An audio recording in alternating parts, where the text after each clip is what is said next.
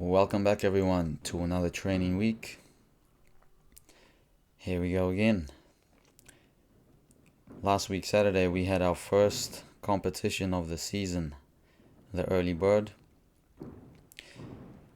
So on Monday, I decided to work a few of my tumbles that I've been having problems landing. So the 2.5 punch half and the 1.5 punch full. It's not that I have problems landing the 2.5 half, but if you look closely, I just don't take off properly for the front half. So I wanted to, work on some minor detail, specifically for the comp. My 1.5 full is a little bit tucky on both the flips, but I seem to be getting the hang of it a bit better than I have been in the past few weeks, where I was just piking on the takeoff and flying straight down to my butt. Monday's pommel horse was useless. I couldn't do anything. My shoulder was sore, so I'm not even going to include the clips. So I just decided, you know what, I'll just do a set of circles for fitness and come back another day. Yeah, competition week. It's like you just don't feel the same. Well, me personally, I don't feel the same, especially when it's your first one in a long time. And that's something I learned from Rustam Sharipov, or Rustam Sharipov, as we say in Russian. He was my personal coach when I had my 4 years at The Ohio State University. And he made a really big point to teach us that whether you like it or not, when you are preparing for a competition and the competition is just around the corner, your body starts to do different things.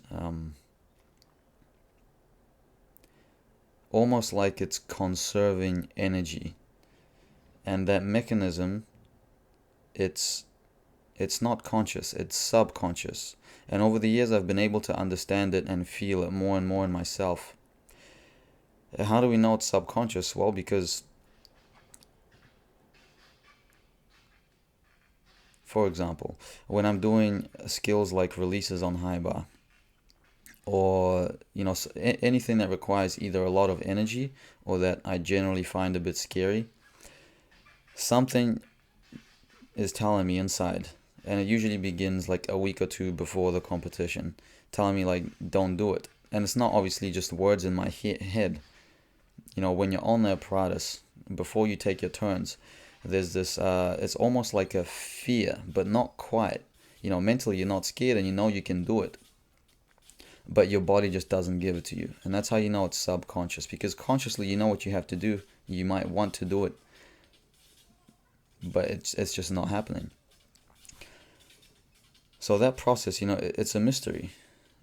All I can say is that, in my gymnastics life, I've seen that it does happen to most people, whether they like it or not. And you can tell because you see that some things that usually are fine and a gymnast doesn't even have to think about, all of a sudden will turn funny the week of the competition. So the more you can understand that and see it in yourself, I feel like you get a clue for how to train for a better competition.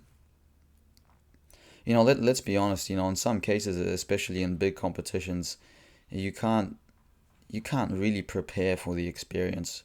You can't match the level of energy and adrenaline that you get in a competition.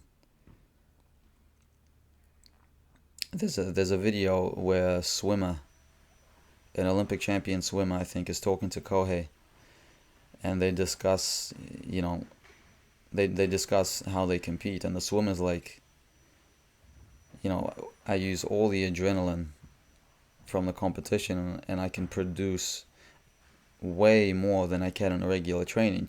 And Kohei says, well, I'm the opposite. In gymnastics, it's the opposite. You're trying to extinguish your adrenaline, keep it down, so that you can produce the same routine that you do in training at the comp.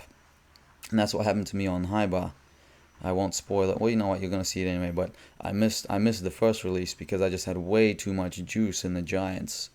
Even though I noticed it in my first giant, I felt like, whoa, this is a lot faster than usual, and I knew, okay, that means you got to go earlier on the tap.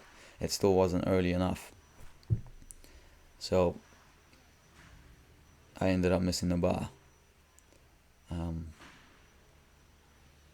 that's the fun of competition. Rather than messing up and feeling sorry for yourself, how can I make it happen? How can I make it happen when everybody's watching me, when I have to present in front of a judge, and when there's, results at stake, when you have to perform?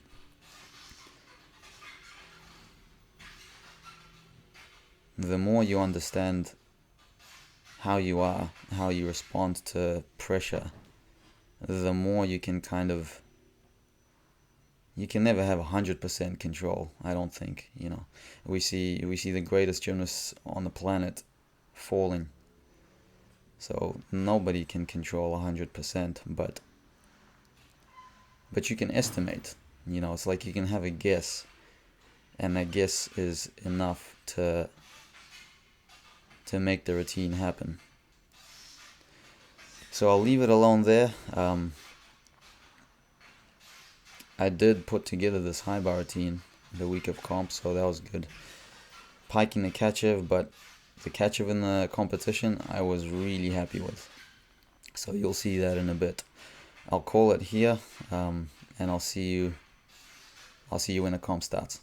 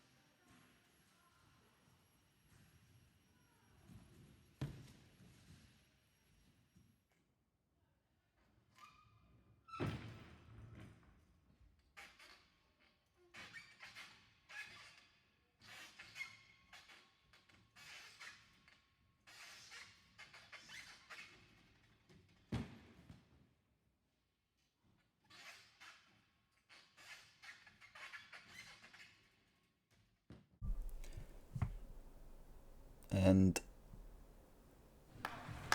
we're back. So we started the day on rings. Rings. Pretty much none of my strengths got paid.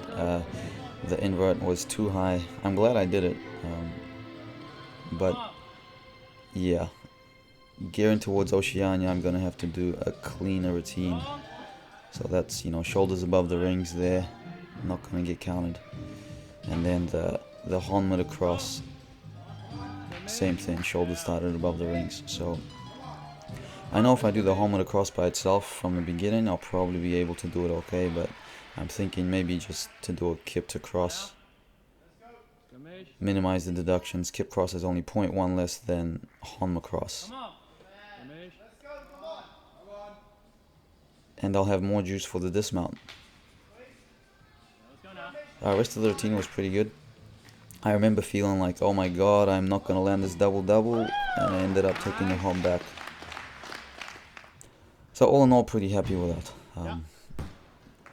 Vault, I over-rotated my one in warm-up, so I think I got a little bit, what's the right word?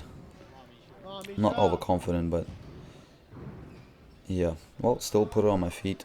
Landing mats are still a bit on the low side. We'll have to raise those over time. P-bars 16.2. That right there, that wobble was pretty much my only mistake. If you notice, I'm including the scores in the bottom right or bottom left corner at the end of each routine. Peach half was a little bit short, but yeah, 16.2. I'm proud of myself. First time competing this routine. Relatively clean throughout.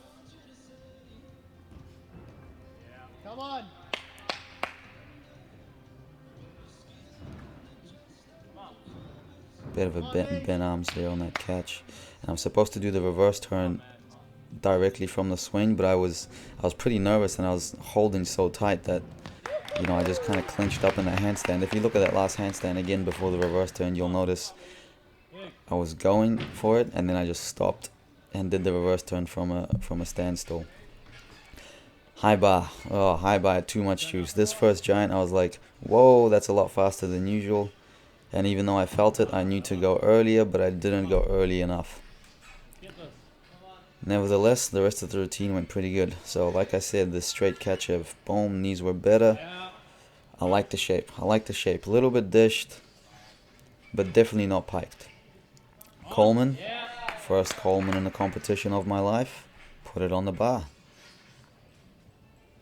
Yummy. Yeah, let's go. Come on now. Not bad. So there we go. Come on.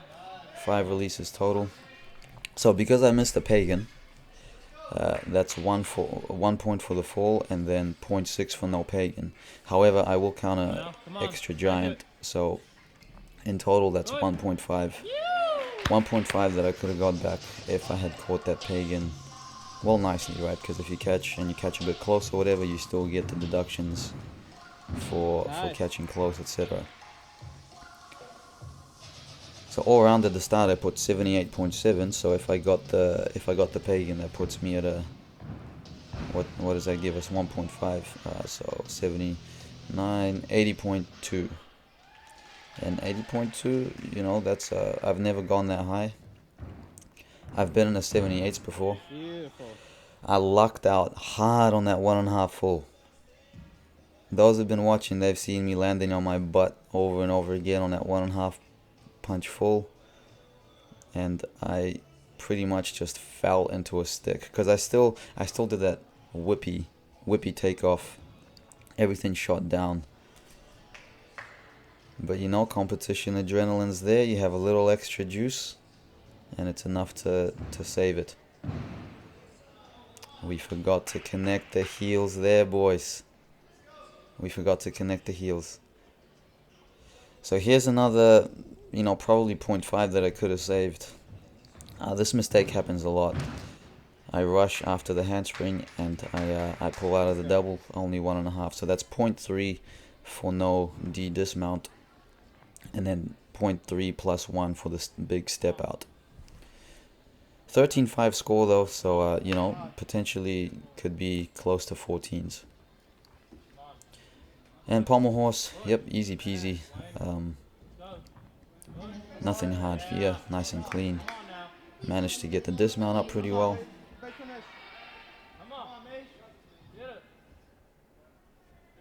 And boom. There you have it, that's my all-round day. 78.7, a fall, and a C dismount on floor. And here's the rest of the boys.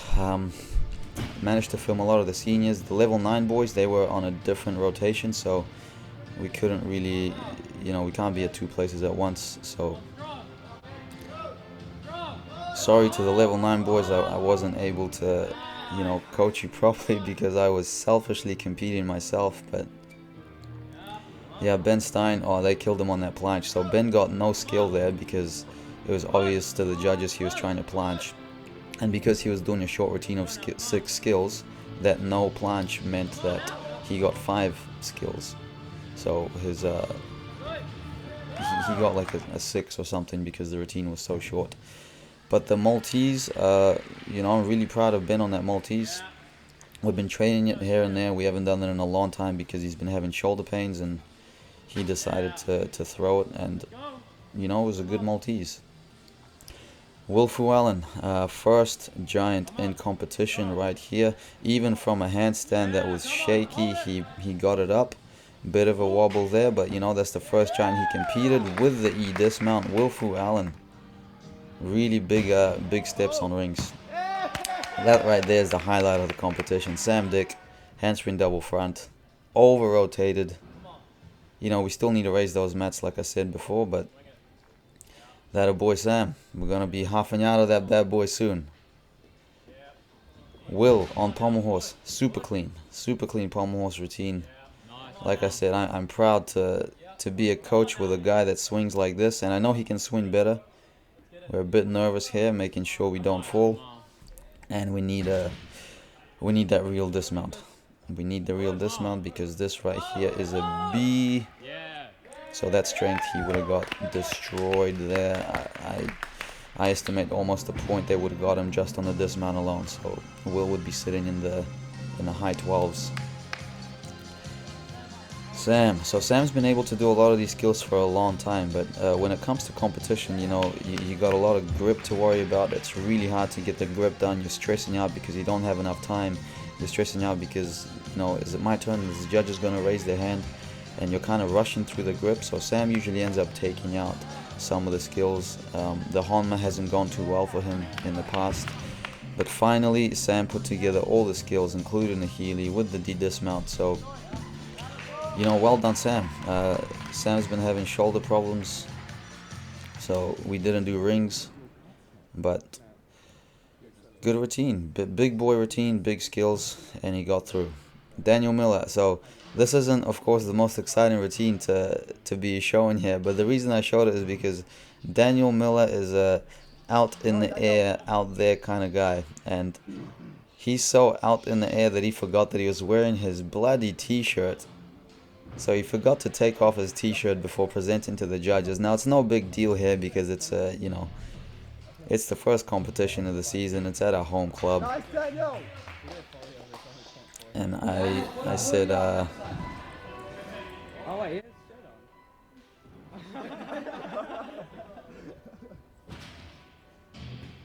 yeah, I said put your hoodie on next time or something like that. Come on, Sam. So he forgot to take his shirt off. Sam Sam, 2 releases. Will, 2 releases. We didn't film Will, but you know, Sam here, you'll see a silly mistake. You'll see a silly mistake right over here. Sam, what are you doing? Sam, what are you doing? You're doing 2 releases and you're messing up on a Weiler. You're messing up on a Falls hip circle. Can't say much because I can't do a Weiler. Never tried it. But proud of Sam and Will for getting through new high bar routines. You know, releases are very stressful to compete. And let's take a look here. Woohoo! Ben Stein. his guard ripped in half. We cut that guard a little bit before because it was already ripping, but you know, it was like the second or third time that we had started chipping away at the guard. Of course, we're really careful to make sure that we're cutting it straight, but yeah, so Ben got up and finished with someone else's guards, but yeah, it was a bit of a mess after that, so I didn't bother including the rest. And we're finishing the video here with Logan Bow. The level 9's finished on rings, so you know, Logan, this is his last apparatus. The Azarian is new. He had to have a bit of a help from John, and I'll let you see the dismount. So thank you for watching, and until next time.